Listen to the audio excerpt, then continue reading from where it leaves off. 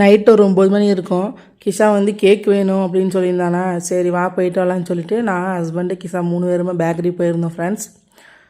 போயிட்டு tea, cakes, puffs எல்லாமே ஆளுக்கு ஒவ்வொன்று சாப்பிட்டு அப்புறம் வீட்டுக்கு கொஞ்சம் ஸ்நாக்ஸும் வாங்கிட்டு வந்திருந்தேன்.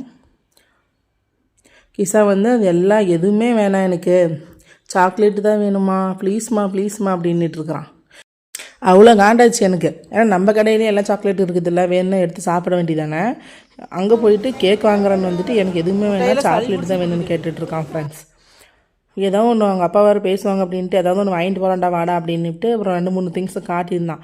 அது அவனுக்கு தேவையான ஸ்நாக்ஸ்லாம் வாங்கிட்டேன். எங்களுக்கு வந்து இந்த ஜாம் பண்ணு இருக்குல்ல, அது ரொம்ப பிடிக்கும்.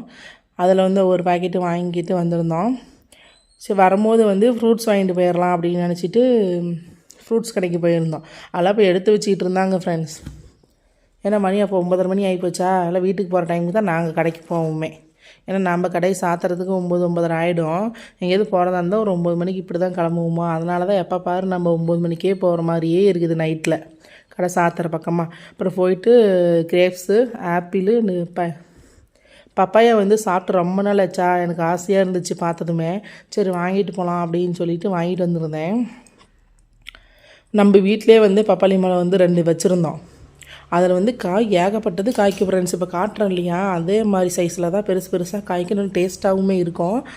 போன வருஷம் வந்து நல்லா மழை பெஞ்சு ஓவர் காற்றுனால வந்து மரம் வந்து சாஞ்சு விழுந்துடுச்சு. அதான் இருக்கும்போது அருமை தெரியாது அப்படின்ற மாதிரி அப்போல்லாம் வேஸ்ட்டாக போயிடும். எங்கள் வீட்டுக்காரர் பேசிகிட்டே இருப்பாங்க, பப்பாளி பழம் பறித்து சாப்பிட்றது வேஸ்ட்டாக போகுதுன்னு.